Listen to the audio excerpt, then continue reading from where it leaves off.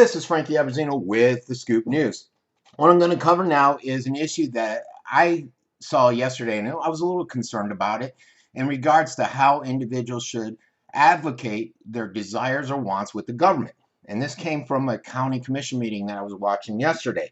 So I'm going to play an individual that came up to speak, because you get a moment to come up and speak. The county does 3 minutes, like City of Venice does 5 minutes, and they'll come up and try to speak in regards to the narrative or the narrative or the agenda they want to push. So let's listen to this first individual.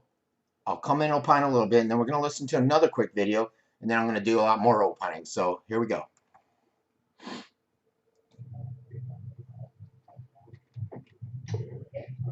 Hello, Commissioners. I am Roger Norman, a board member of the Friends of the Legacy Trail and co-chair of our Trail Extension Committee. I'm here representing over 1,000 dues-paying members, 9,000 petition signatures that we've collected for the extension, and 175,000 trail users. And that's before we extend it to Payne Park.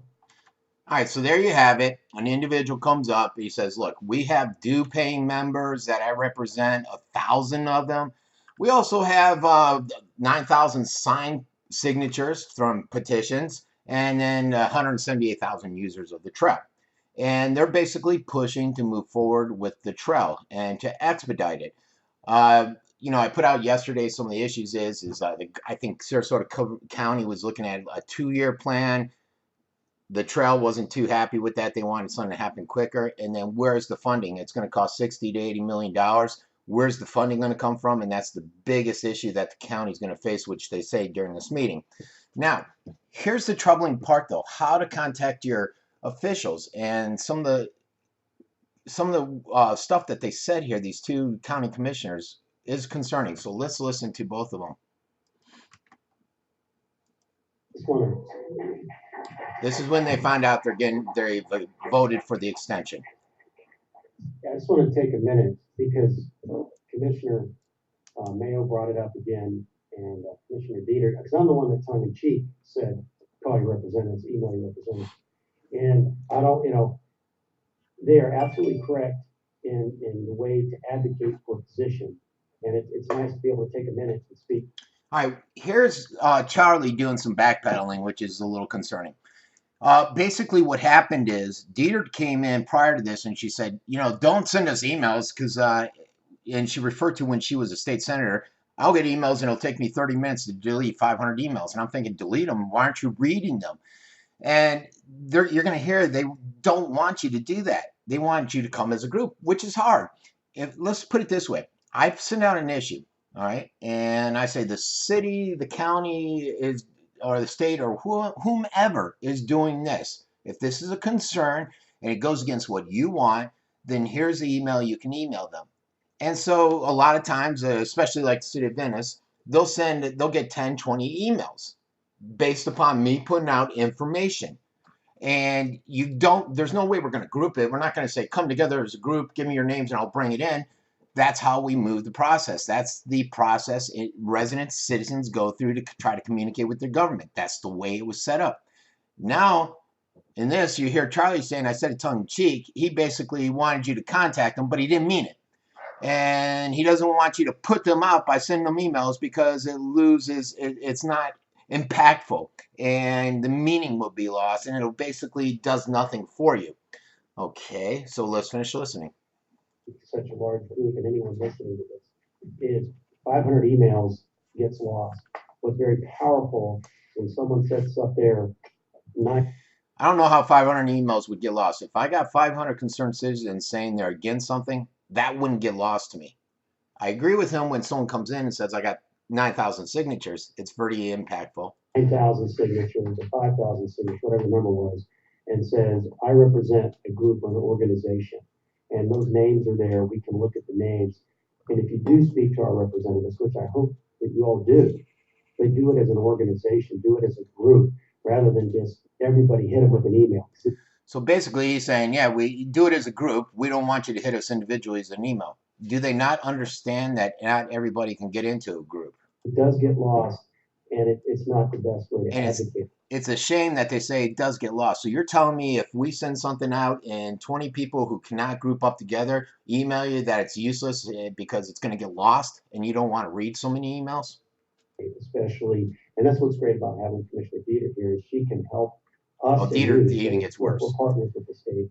Here's what works. Here's what doesn't work."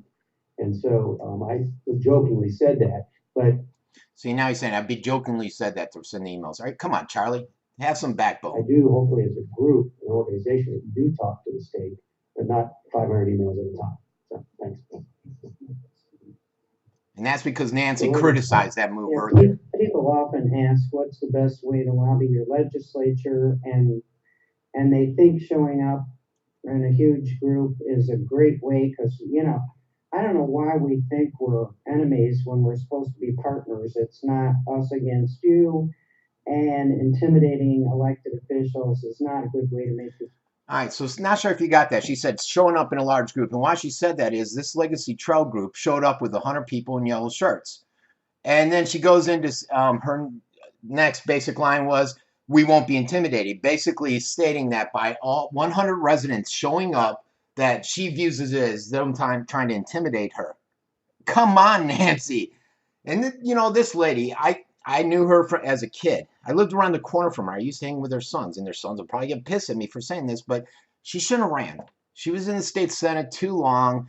She came here because her term limits, and she was able to get this seat, walk into it because she had the influence and the money. And I personally don't feel she was the greatest candidate for it.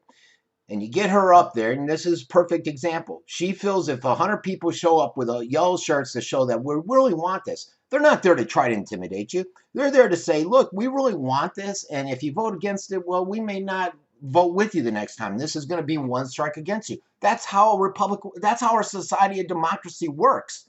But not in her eyes. She views it as intimidation.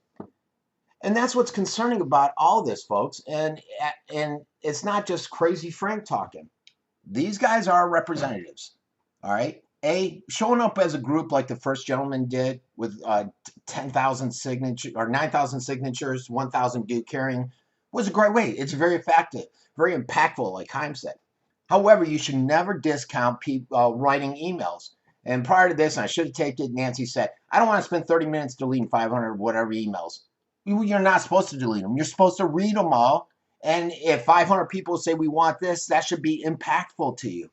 And I really resent the fact that Himes and this Dieter lady are up there discouraging it and saying, basically saying, we're not going to pay attention to the individual ones, only to the groups. What say you? This has been Frankie Abruzzino with The Scoop.